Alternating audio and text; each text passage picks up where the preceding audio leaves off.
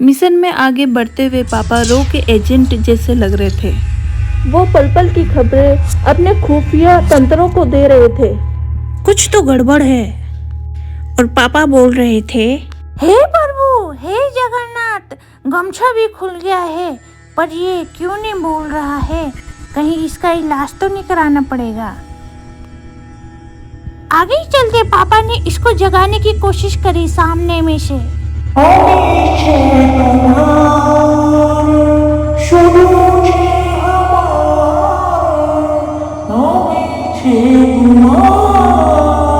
मोनू मगरमच्छ ने पापा को डांटते हुए आगे भगा दिया। दादा, सुनो ना, दादा हौला मत बचाओ, निकलो यहाँ से। पापा ने बिना बुरा माने आगे की जासूसी शुरू कर दी। आगे ही चल के दीपक, स्वरूप और पांडे भाई से मुलाकात हुई। जैसे ही पांडे जी ने पापा को देखा तो वो पापा को देख के फड़ फड़ फड़ फड़ करके उड़ने लगा और पांडे जी ने बोला, पापा ने मना कर दिया तो पांडे जी गुस्सा होकर चले गए। आगे चल के एनाकोंडा मूवी का एक्टर यहाँ पर सो रखा था और वो निराश हो रखा था क्योंकि उसको मूवी नहीं मिली थी। मूवी ना मिलने के कारण वो अपनी निराशा वाली जिंदगी ऐसे ही बिता रहा था सो के। सुनो ना दादा, दादा हमको भी अपना YouTube चैनल में ले लो। आगे चल के हमारी हरकतें देखकर हमें पुलिस ने दोबारा पकड़ लिया था। फिर से वो हमें चेकिंग करने लग गए थे।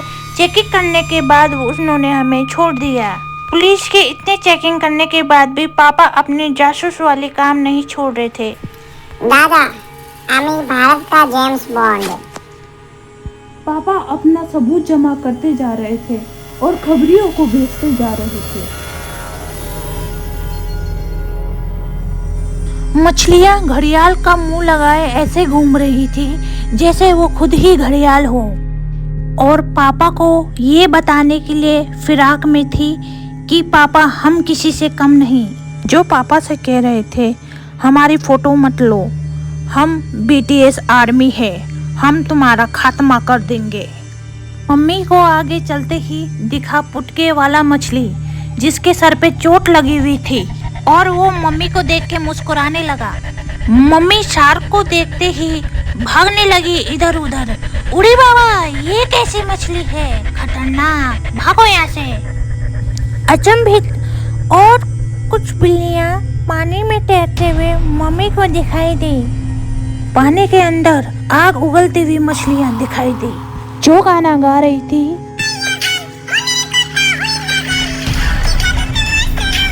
इन बेंगोली मछलियों का गाना सुनते ही हमारे कान फटने लगे। फिर मम्मी और मैंने डिसाइड किया हम कांटों के शहर जाएंगे। कांटों का शहर बाहर से बहुत ही सुंदर दिख रहा था, पर जैसे ही हमने कांटों के शहर में एंटर किया, पुलिस वालों ने फिर से हमें पकड़ लिया। चल चालान काट, चालान काट। चालान पूरा 2000 रुपए का कटा और हमारी जेब खाली हो गई। हे प्रभु, हे जगन्नाथ। कांटों के शहर में खूबसूरत नजारा था। कांटों के शहर में घुसते ही मम्मी ने मुझसे पूछा, ये कद्दू के ऊपर कांटे क्यों लगे हैं? फिर मैंने बताया, कद्दू के ऊपर कांटे इसलिए लगे हैं कि कद्दुओं को कोई चोर के ना लेके जाए।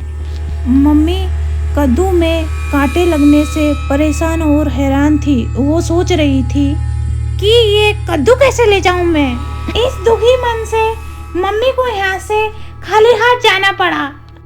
आगे चल के जंगल में हमें एक आदमी मेडिटेशन करते हुए दिखाई दिया। ये नज़ारा देखकर हम सब कांप उठे और हम यहाँ से वापस निकल गए। मम्मी पापा के जेब में चेकिंग करने लगी, पैसे कहाँ गए? बाबू सुनो ना बाबू, आपके पॉकेट में पैसा होगा, दे दो तो जरा। पापा तो बड़े स्वाभिमानी थे। मम्मी की इस बात से खफा होकर पापा वहाँ से उठ गए। मम्मी नफरत भरी निगाहों से देखने लगी। मम्मी हार मानने वालों में से नहीं थी। वो अपने एजेंट विनोद के पीछे पीछे चल दी।